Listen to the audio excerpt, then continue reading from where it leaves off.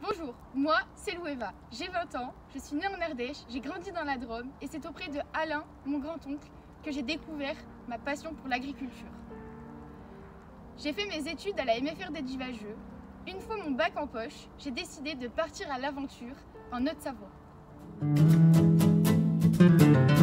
Alors voilà, elle, c'est Rakita. Mais c'est pas la star aujourd'hui.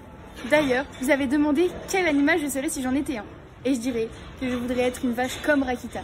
Et oui, cette beauté est grande championne, douce et très intelligente. Je suis salariée au GAEC Les Capucines, une ferme familiale avec 2 productions, des vaches laitières et des chèvres laitières. On vend notre lait à une coopérative qui le transforme pour fabriquer du reblochon. Et à la ferme, on transforme le lait de chèvre en chevretin. Je suis fière de me présenter aujourd'hui devant vous pour parler de mon métier, mais aussi un peu de moi. Je suis partie à plus de 230 km de chez moi, loin de toute ma famille.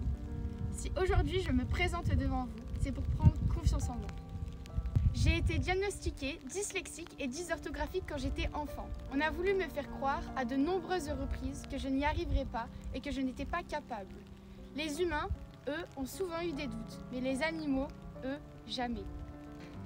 Si je suis élue Miss Agriculture, l'inclusion des personnes en situation de handicap serait ma cause première. Oui, les troubles sont reconnus comme un handicap invisible, comme 80% des handicaps. En 2022, 8,7% des personnes en situation de handicap travaillent dans le secteur de l'agricole. C'est un chiffre alarmant quand on sait que c'est le 2e employeur de France. Les obstacles persistent et l'inclusion dans nos métiers est difficile. C'est un sujet que je souhaite mettre en lumière.